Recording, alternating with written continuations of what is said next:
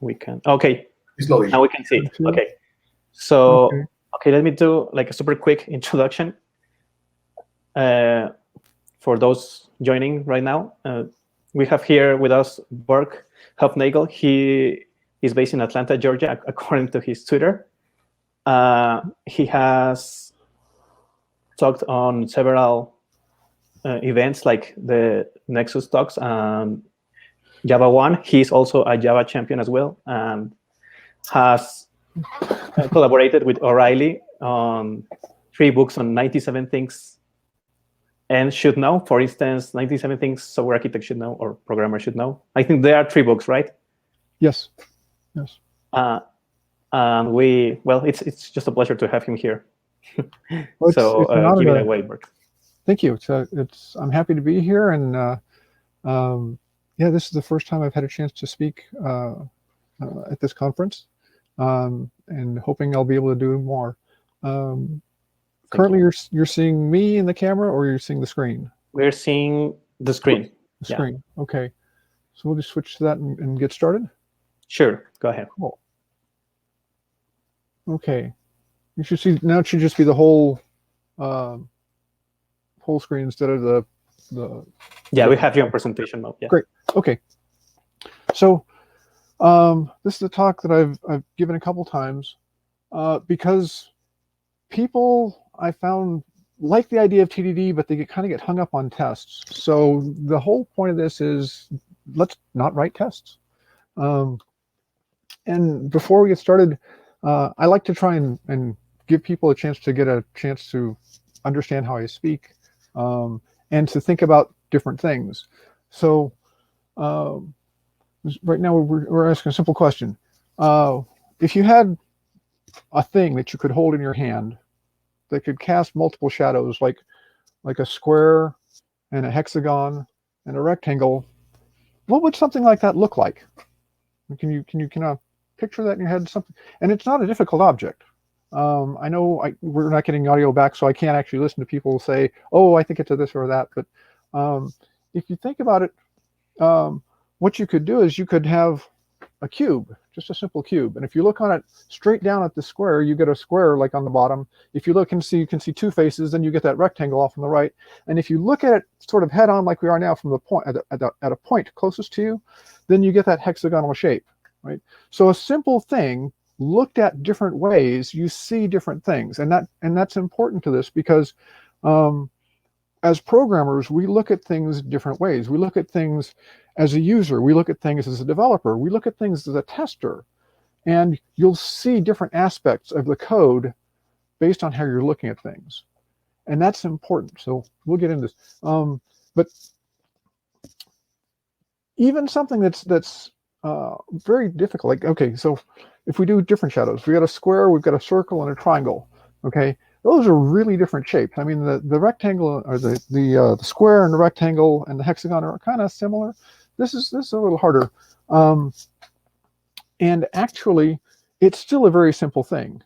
It looks a little weird, but if you took a rod, a dowel, and cut it so that the height was the same dimension as the diameter, then you could see you'd be able to get the square and the circle.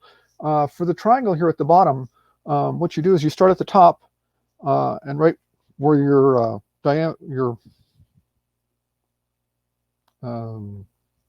I've forgotten the word for it. But if you go from the center at the top and you cut to the outside edges, that's how you get this triangular shape there at the bottom. Okay, so once again, it's still a very simple thing, but you get a much different vision of it based on where you're looking at things. Right, so basically the whole idea on this is your point of view determines how you see things. And it's true for situations in life, right? It's true for all sorts of things. How you think about something will impact what you see and how you feel about it. So getting back to this, if you want to succeed with TDD, you got to stop writing tests because tests seem to be the big problem. I'm going to go through the next slides pretty quick because they're sort of introductions and supposed to give you some faith in me as a person, as someone you can listen to. I'm very proud of this one here at the bottom. The quote that I got when I helped as a tech reviewer for Kathy Sierra and Bert Bates' guideline. They were the lead programmers for the exam. And then they wrote this certification book, and I got to be one of the people helping read through it. And they gave me this wonderful quote about fixing more of their code than they care to admit, which, it's kind of a big deal. So yes, there were 3 books. The last one, the 97 Things Every Java Programmer Should Know, came out earlier this year. And Java Champion and the JavaOne Rockstar, which means I got voted as doing a really good presentation in 2010. Okay. The whole point about this is talking about test-driven development. Why do we care about test-driven development?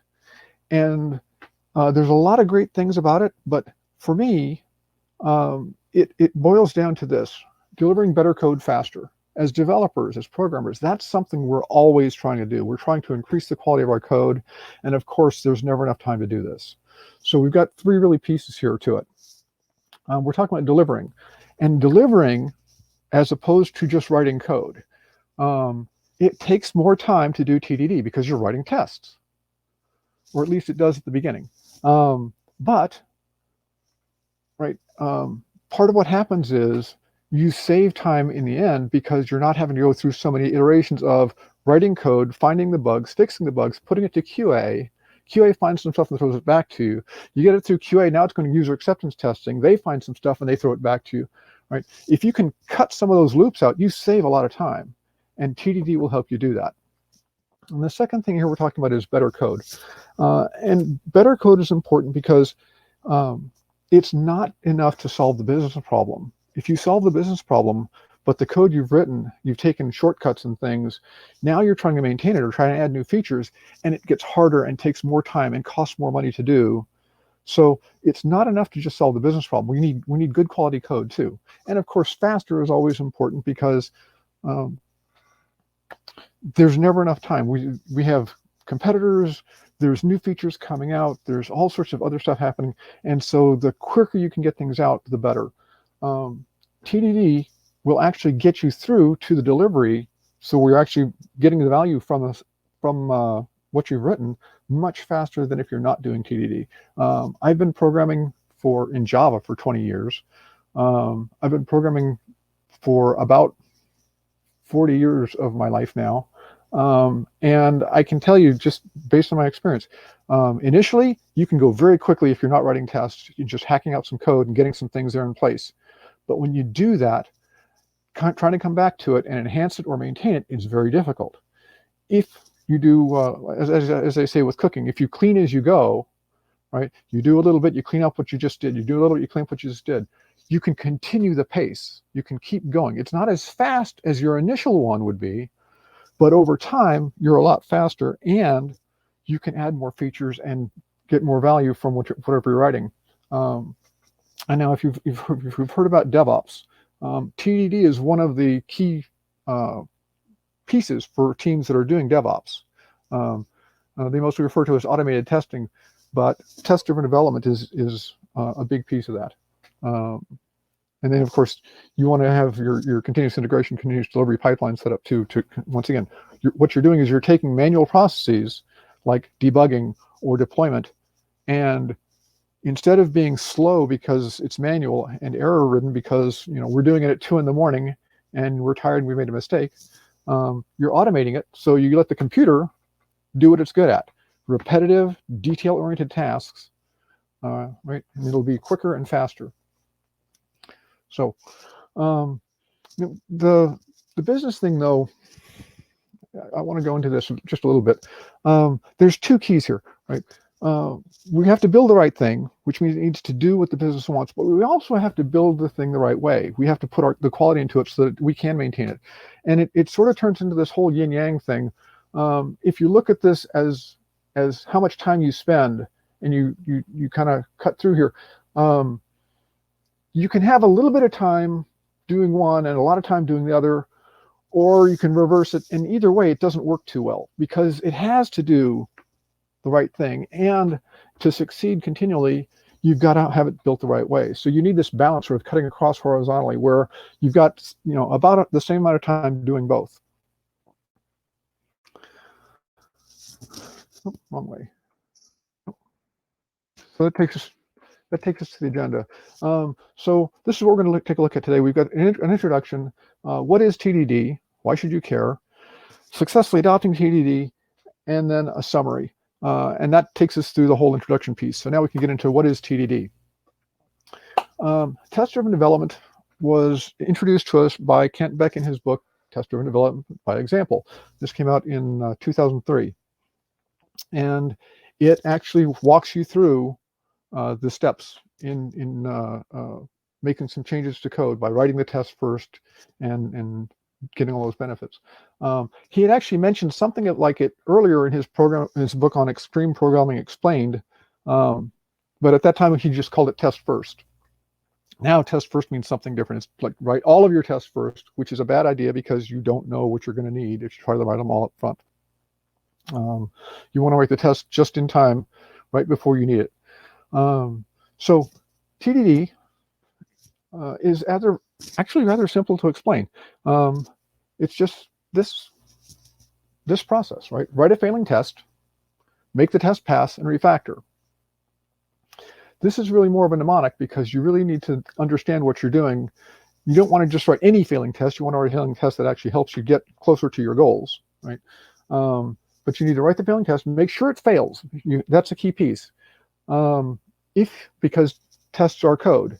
So if you write a test and you've got a bug, it may never fail, in which case you're not going to know that something's happened, right? So you write the test, make sure it fails, then you write the production code that makes it pass. And when that happens, so if you're using JUnit or something similar, when it fails, you'll get a red bar or a red line. So that's the red piece here. When you make it pass, it'll turn green. And then you refactor. And refactoring is a key piece of the secret sauce for this. Refactoring is cleaning up the mess you made, right? It may be giving variables a better name, giving a method a better name, extracting a class so that your classes are doing one thing and one thing only, extracting a method so the method does one thing, those kind of things. But refactoring is very important. And once you've refactored, then you can go back to writing your next test, right? Because now you've got, and down here where it's all in the green, you have working code at that point. You can check that code in to your revision control system and everything will pass, right? So you have working code there. It's a good place.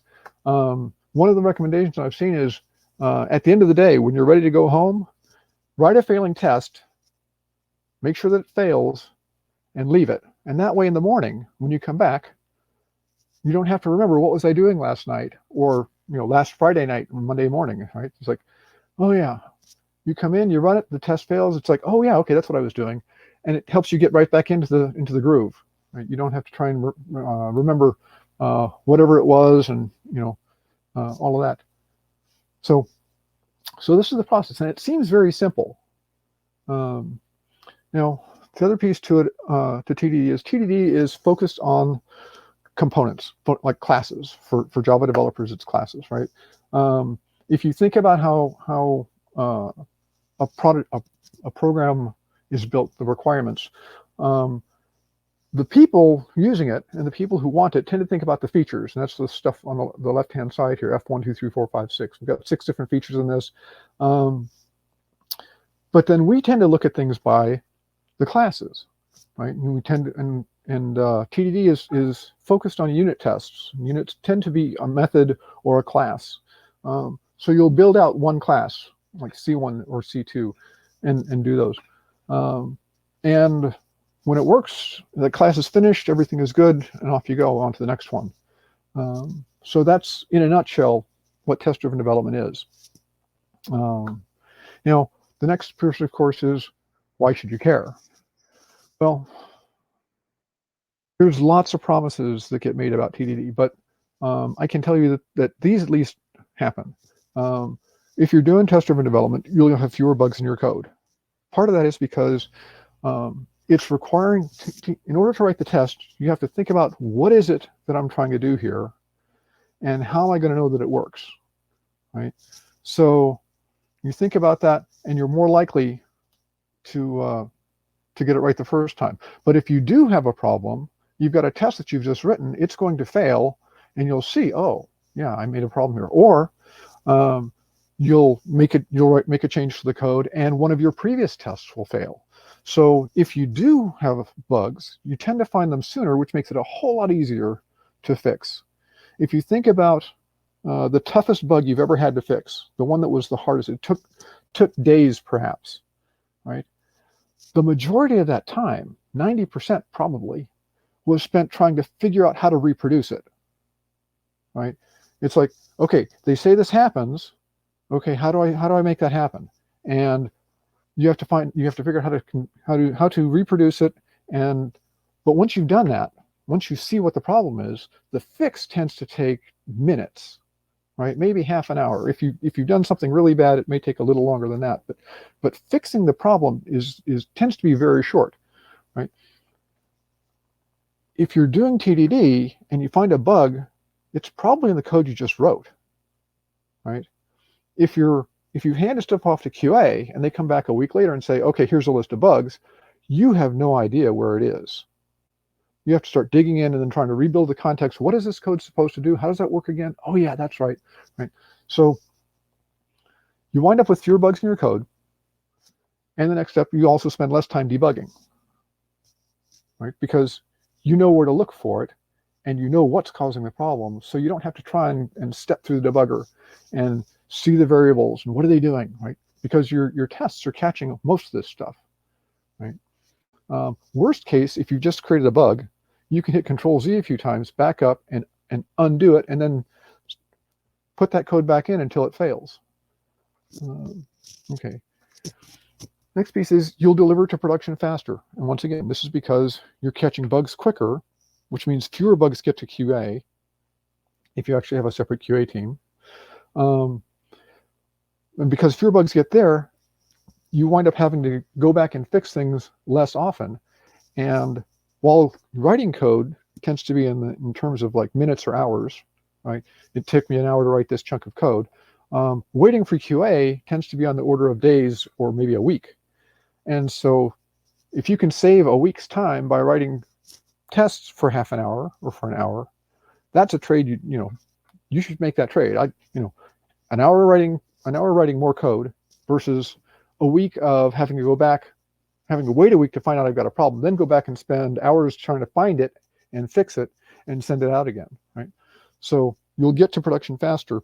I actually worked on a project for a large retail company. They wanted to start doing extreme programming and particularly test-driven development and pair programming. They had a project that they'd done the previous year. It was 8 to 10 people on the team, and it took them a year to do it. They had a similar project, but it was going to be a smaller thing. They were hoping to get it done in 5 months. I joined the team and worked with one of their programmers, and in half that time, in 10 weeks, we were done, and we had fewer bugs than they had done in the original project. I was unfamiliar with the things that they were doing, but I had the benefit of knowing TDD, and I was working with somebody who was familiar with their stuff. He learned TDD pretty quick, and we got it done in half the time that they were hoping to be done in. Actually, they were hoping that at the end of the 5 months, they could have it in one of their stores as a test. When we were done, we had it to a store, like I said, in half the time. And by the time we got to the 5 months, they were in all the stores. So they were very happy. And the other piece that was cool about it is after we released it, we got a request to make a couple of small changes. So we made the changes. We pushed them back out in, I think, 3 or 4 days. And we got back feedback from the users saying, from the people working in the stores saying, this is amazing. Usually it takes us a month to get a change like this made. But we had the tests in place, so we were able to make the changes, make sure we didn't break anything, and get the code out very quickly. So you can get to production much faster by doing this. And part of the reason for that or two is you wind up with higher code quality. When you're writing code that's designed to be tested, it's going to be less coupled to other code, which means it's isolated. You can work with that piece and know that it's functional and works exactly like it's supposed to. You're also writing integration tests where you have two pieces talking to each other and you make sure that they work properly. And you're also writing higher level acceptance tests saying, when the user does this, this is what should happen. So these tests all give you a safety blanket that shows that everything's working the way it's supposed to, and it's complete. You've got all the requirements made, right? Okay, and then so the next piece is, right? I said this is a key step towards continuous integration, continuous deployment, and DevOps. There are a lot of companies that are looking at DevOps. Well, there's a lot of companies doing DevOps, and if you've looked at the state of DevOps reports, the companies that are doing it are finding that they are far more efficient, far more effective than their competitors, and they are leaving their competitors in the dust, basically. So pretty much every company is going to start doing this just because they have to survive. And even if your company's not doing this, you can get ready for this by practicing test-driven development. Get a CI/CD pipeline built so you can automate your deployments. And when they finally make the decision, you'll be ready. Okay, and the last piece about this is it gives you more opportunities to think, right? When you get ready to write a test, you have to think about what are the requirements? What is this piece supposed to do? How does it fit in with the rest of the system? When you're doing refactoring, you've got to think and say, is this variable clear? Should I be passing in 6 strings as an argument to a method? Hint, the answer is no. Right? If you're passing in 6 strings, the odds are pretty good somebody's going to get mixed up, right? You should have an object, and so like instead of first name, middle name, last name, city, street, state, zip, all being strings, have a name, have an address, and let those have separate values, first name, middle name, last name. And that way there's no question about what is it that I'm passing in here. I'm passing in a name and I'm passing in an address. Right? So it all leads to this. Programming is about thinking, not typing. It's not how quickly you can type in the code. It's how well do you understand the problem? How well can you express this to somebody else in a language the computer understands, right?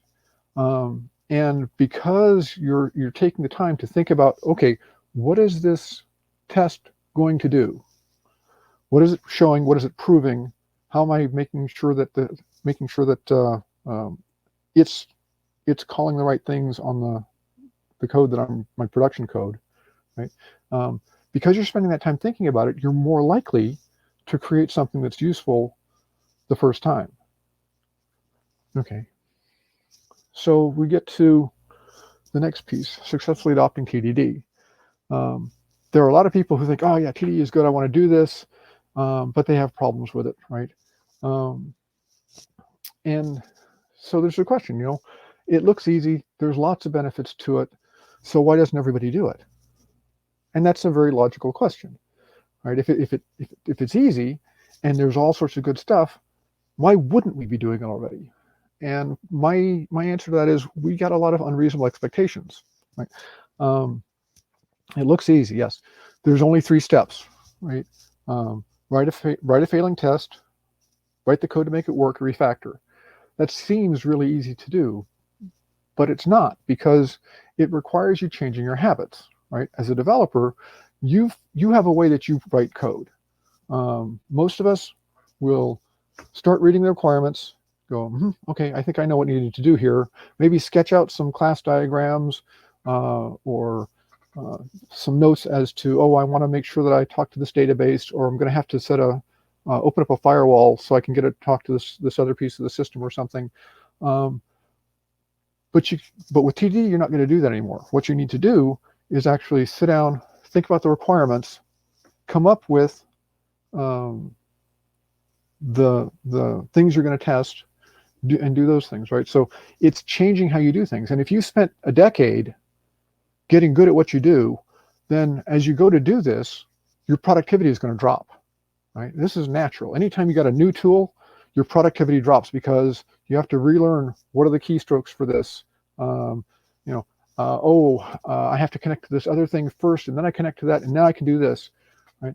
Anytime you're doing that, it slows you down.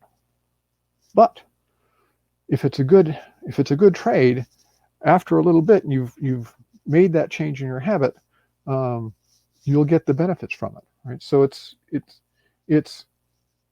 a simple thing to do, but it's not an easy thing to do because our habits get in the way.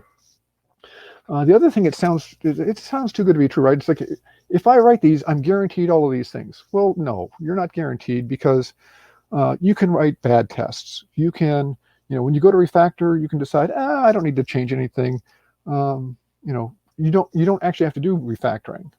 You could decide to skip that. It would still work. You'd still have tests and code that works, but it may not be as clean as it could be. It may be a little harder to work with. They may be a little more coupled. You might have duplicate code, right? You have to do the work. There's a lack of social proof. More than likely, if you've been to any conferences or watched any YouTube videos or anything about people programming, the only people you see doing TDD are people who are telling you should do TDD. And there's a reason for that. I have 40 minutes to talk to you about a topic today. If I'm going to talk to you about some cool new library, I'm not going to spend a lot of time writing tests to show you to write the code to use the library. I'm just going to write the code to use the library so it can show off all the cool new features, right?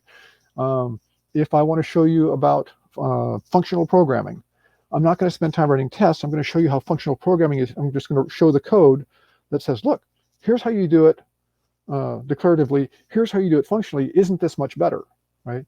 The tests are important, but they're not important for people doing the demonstrations, because they're trying to make a point about this library or this language or things like that, right? So that's why you don't see it in conferences like this or in teaching things. And if you don't see it, then you go, well, maybe it's not that important, right? So you get that. And the other piece is you'll see tutorials that show how to do TDD. And it says, okay, we're going to test drive a stack. First write this test, then write this test. We'll first write this test, then we'll write the code, then we'll write this next test doing pushes, and we'll write the code to make it work, and then we'll do some pops and write the code to make it work. And look, it's all done. And you go, wow, that's cool. But then you go to try it and do it in real life, and it's a problem because you don't necessarily know what tests you should write, or how do you know when you're done, right? There's all these hard things. And it's because people are trying to make it simple to learn, so they take something simple like a stack that you already understand, and they have you test drive a stack. But they don't teach you, how do I figure out what tests I need to write? How do I figure out when I'm done? And we'll be looking more at that. So, truths about TDD, yes. Thinking is required. You will still write bugs, right? We've discussed some of this. Finding and fixing them is a whole lot easier. Mostly because you've got help from the tests, and because you find the bugs shortly after you wrote the bugs, like moments after. And of course, changing habits is hard, right? Having a good reason makes it easier. Having a partner makes it more likely. I strongly recommend if you're going to try to do TDD, it's a whole lot easier. Actually, if you're going to do any kind of a new process, it's a lot easier if you're doing pair programming. And the reason for this is twofold. One, if you're doing it and somebody else is doing it too, then you're going to do it, because if you don't, they're going to be griping at you about it, and they're going to do it because if they don't, you're going to be griping at them about it, saying, hey, we're supposed to be pairing up on this. We're supposed, right?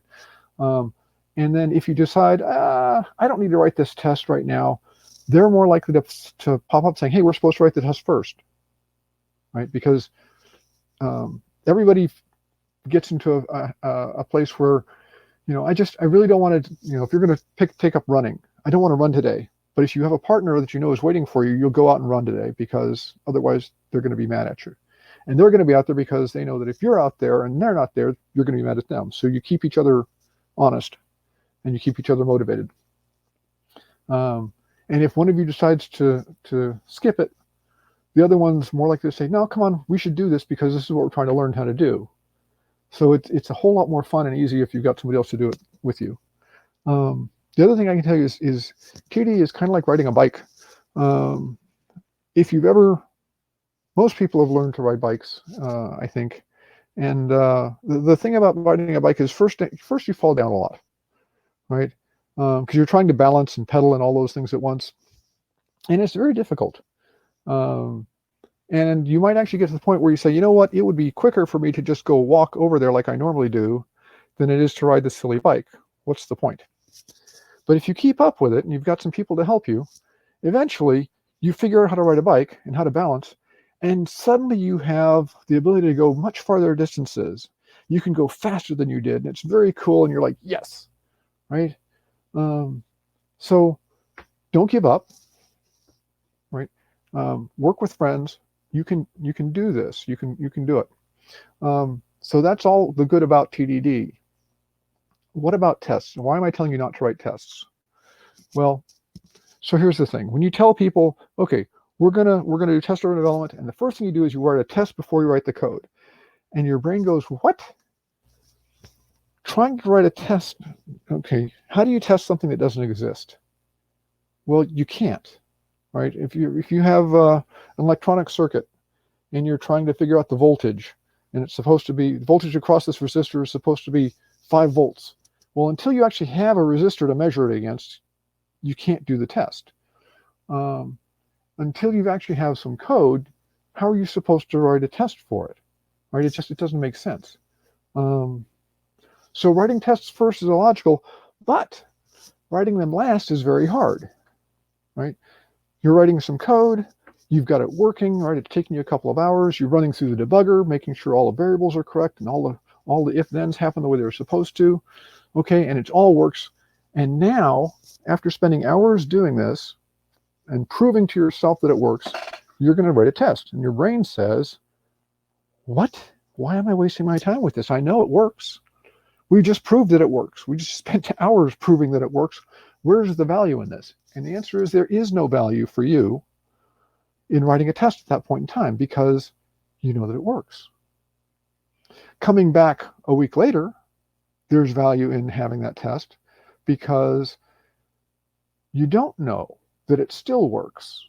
Somebody may have made a change, or perhaps somebody changed something else that caused your code to work improperly, right? But if you've got a test, you run the test and it takes you a fraction of a second, and it comes back and says, yes, it all still works properly. Or no, I've got a, I was supposed to have a -1 here and I've got a 5. Uh-oh, something's wrong, right? So writing tests last is very difficult because there's no value for you in the moment, and your brain is going to say, hey, you know what? I could write some work. I could fix a bug. I could do a new feature. I could go home, right? Those are all more important than writing that test for something we know works. Right? So that's that. Now tests are limited to pass, fail, right? Test passes or it doesn't pass, so you don't get a whole lot more information other than yes, it worked or no, it didn't. Okay, it failed. Why did it fail? Let me look at the code. Oh, it failed because it was expecting a 5, but it got a 3. What does that mean? I don't know. Well, now you have to go figure it out, right? So this limitation of the test, it helps, but it's not as helpful as it could be. And then TDD, for some reason, is focused on unit tests. The book is called Test-Driven Development, not unit test-driven development, but pretty much every article, every book you read about TDD talks about unit tests. And unit tests are very important. The wonderful phrase is necessary but not sufficient, right? You need the unit tests to make sure that those pieces work, but that doesn't mean that the whole system works. And it doesn't get you where you want to go as quickly as you could. If you're working on a project and you have a limited amount of time, right, then doing it the TDD way, like this, may not be a good idea. Right? If you start with C1 and you build out all of C1, what can you ship? Well, you don't have any working features. So, you have to at least build C1 and C3, and then you can ship feature 1. Right? So, yeah, it's kind of weird. We've got some other another suggestion here. This person, I'm surprised a lot of people actually recognize him. This is Bruce Lee.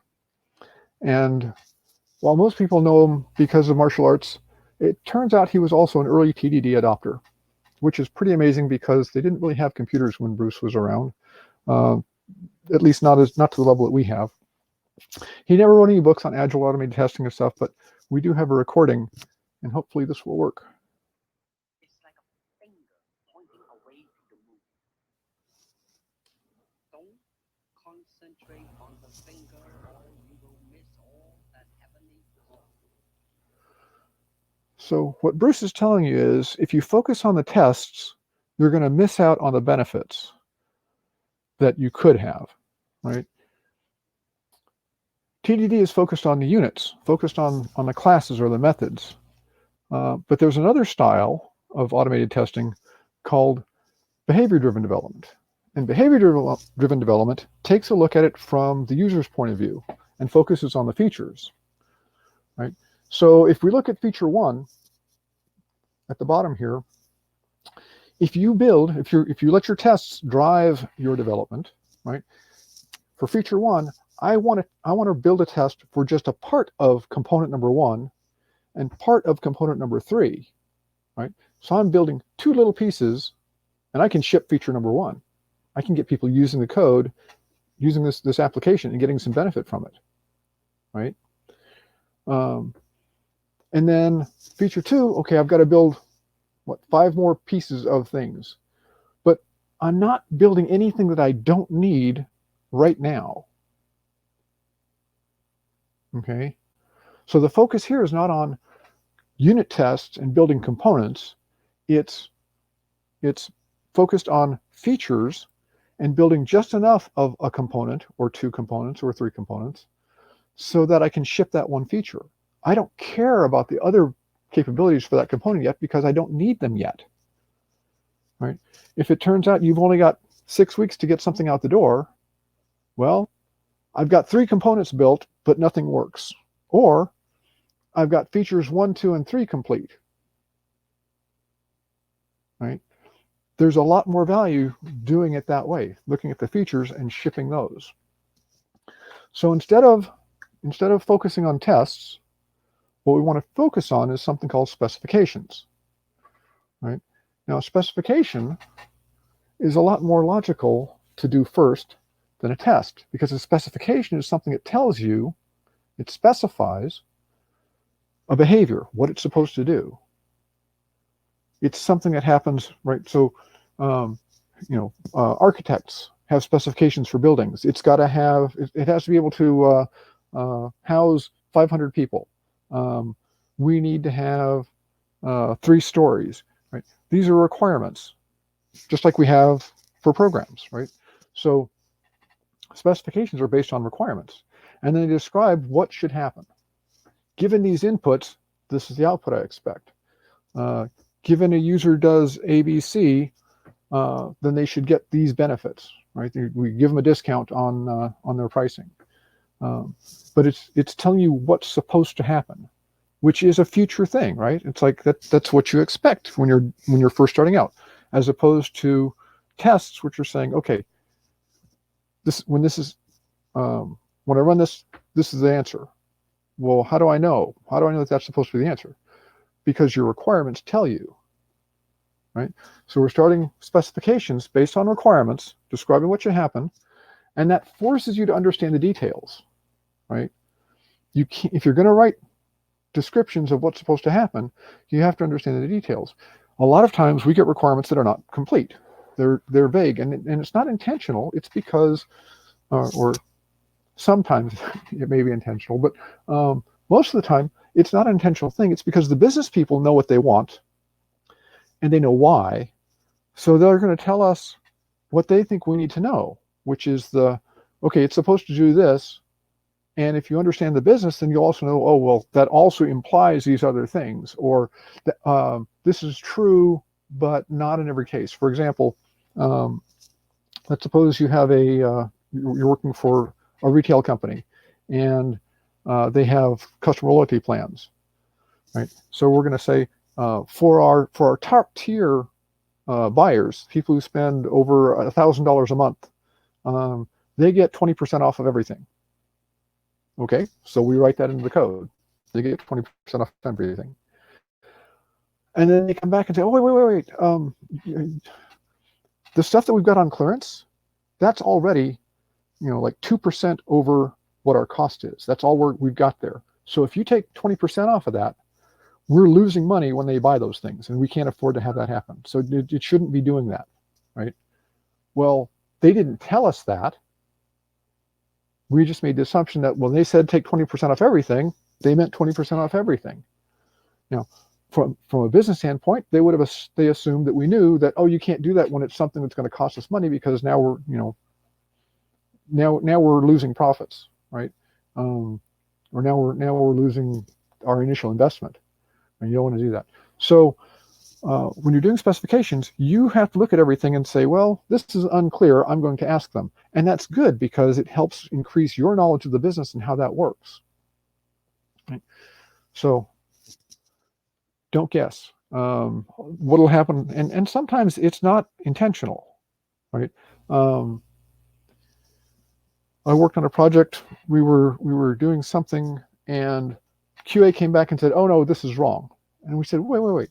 It says right here in the requirements that it's supposed to do this. And they came back and said, yeah, we talked to the business people. That's not what they meant. Okay, if we had talked to the business people, we'd have found out beforehand, but we trusted that what they had written down was accurate, right? So sometimes you're going to have problems like this.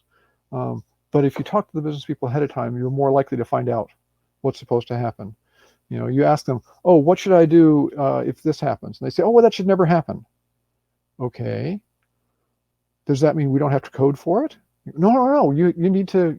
It's like, okay, that should never happen. But if it does, they have something they want you to do, right? But if you don't talk to them, you're not going to find out. So by doing it up front, you don't build something and then have to go back, undo what you did, and rebuild something new. So you save that time and you're more efficient and you get things out the door sooner. And the other cool thing about this is, if you're doing this right, it lets you do something you've been told to do if you've taken classes, right, for object-oriented programming. Separate design from implementation, right? They tell you that's a good thing. You should always separate your design from how you implement it. But they never tell you how to do that. Well, if you're doing this, you will, because when you write the test, when you write your specifications ahead of time, and you say, okay, here's the method call, you don't care what the implementation is at that point. You're just designing the method and saying, I'm going to call this with these inputs. I expect this output. Then you go back and write the production code and implement what you need to make it work. So you've got design and implementation separated. Okay. So we've written specifications. The next piece is to create what's called an executable specification. And an executable specification is what it sounds like. It's a specification that you can actually run like a program. So if you've seen something like Cucumber, you've seen this in practice. But you can also do it with things like JUnit and the Spock testing framework, which we'll look at in a moment. Executable specification, you're adding code to the specification so you can actually run it like a test, right? And from those executable specifications, you can generate what's called living documentation. It's called living documentation because it's part of the code, and so as you change the code, you're modifying the specifications, which means they're always up to date. You don't have a Word document or a PDF that somebody wrote 2 years ago and is now completely wrong because you've made changes for 2 years. You've added new features, you've changed how things are supposed to work, requirements change, all that stuff. Nobody ever updated the document because they didn't need it. So when somebody comes in and says, how does this work? Well, you can't hand them the doc. So you have to sit down and explain it to them. If you have these tests in place, these specifications, executable specifications in place, you can show the programmer those specifications. They can read it and understand because, well, I'll show you the demo in just a sec. Okay, and this bridges the gap between the design and implementation of the solutions, right? So it's like we were saying about looking at things. You have an executable specification, this thing in the center. If you look at it one way, it's a specification. It's telling you what you're supposed to build. If you look at it the other way, when you run it, it runs like a test, and it proves that the code does what it's supposed to do. So it's kind of a cool gizmo, and it's not, it's not particularly hard. It's just a different way of thinking about things. So if you look at the rhythm of test-driven development, right, you write a failing test, you make the test pass, and you refactor. This is a cyclical process, and it makes it easier because you know what your next step is. And Uncle Bob Martin, Robert C. Martin is his actual name, but Uncle Bob has his 3 laws which help you learn to do this well. The first one is you're not allowed to write any production code unless you first have a failing unit test. Now you notice it says unit test here. That's what I was saying. People get hung up on tests, and they get hung up on unit test. We're not going to keep those limitations. The second law is you can only write, well, you may not write more of a unit test than sufficient to fail. Not compiling is failing, right? So what this means is you're taking small steps. You're not going to write a whole test or a test suite. You're just writing just enough for it to fail. And then the reflection of that is you can only write enough production code to make that test pass, right? So if you've got a failing test, you can write just enough to make it pass. So just because you have a failing test doesn't mean you can write 3 libraries and 6 classes and all that stuff, right? But this is at the unit level. Now remember, we looked at unit testing and TDD versus behavior-driven development. Behavior-driven adds this extra layer. So up in the right-hand section, we've got the whole write a failing test, make it pass, refactor. But BDD says, okay, start with a failing end-to-end test, right? And this is the part that pushes you toward doing features instead of components. Your feature says it's supposed to do one thing. Okay, so write a test that does a piece of that. Make that pass, clean it up. And now this outer loop, once you've got the outer loop green, that's a feature you can actually deploy, right? So it's the same thing, but it's it's almost like a fractal. You're going level, so you start at the high level, you go deeper and deeper and deeper. So you start at your UI perhaps, and then you write some code in the UI that's going to call a backend, and the backend has got a controller that's going to call a service, and the service is going to call a couple of smaller pieces in there. One of them is going to talk to the database. Right? So you zoom in and you get those pieces working, and then as they start working, you come out a layer, and then you make that layer work, and you come out a layer, and eventually you've got a working feature. Right? So you have this slice of an application that does something useful that you can ship, and that's the goal. So, Mark, yes? Sorry, we are running out of time, actually, 10 minutes ago. I don't know if you would like to summarize something. Yeah. Okay. Go to the, okay. We have the break right now.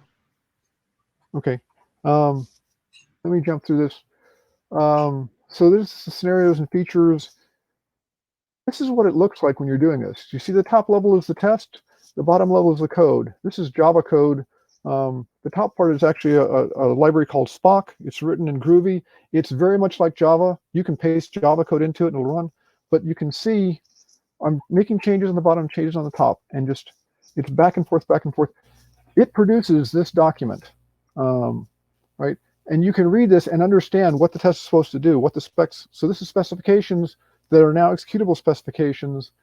And this is the living document it generated from this. This is an HTML file. The business guys can look at this and understand what's going on. A newbie can look at this and understand what's going on. That way you don't have to spend the time training them all that stuff. That's it. And there's some resources you can use, and I will be here for questions. Awesome, nice. Questions, there are 3 questions. Yeah. First one is, why do you think it's really difficult to introduce TDD in any company? Because Nacho told us that he tried it a lot of times and many people always reluctant about it. Why is it difficult to introduce? Partly because if you're working with new people, young developers who don't have a lot of experience, they're still getting used to writing code and making it work, and then trying to deal with the business and all the timelines and stuff.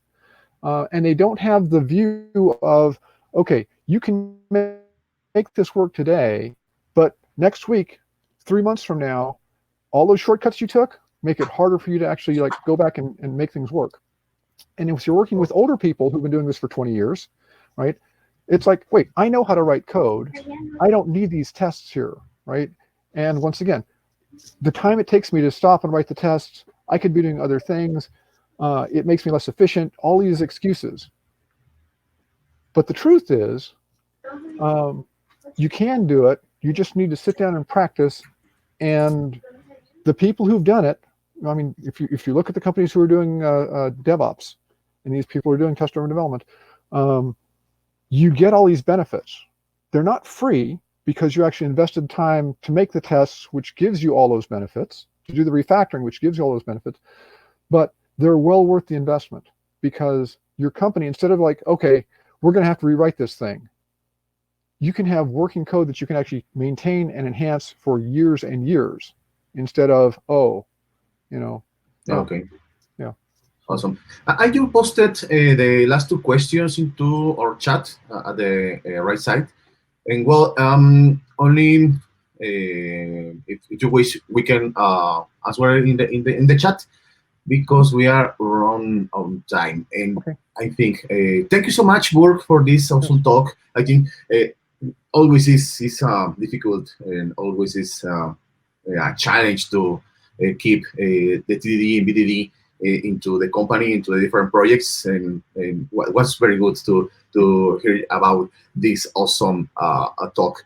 And okay, thank you guys, thank you, Burk, again, and let's go to a break in order to grab some food, because we will be returning to the next talk at 2:20 Mexican time. We have around 20 minutes, 25 minutes, and we will continue in this thread, in this channel of the best practices. Okay, see you at 14:20 Mexico time. Thank you. Thanks, Burk. Thank you, Burk. See you. Thank you.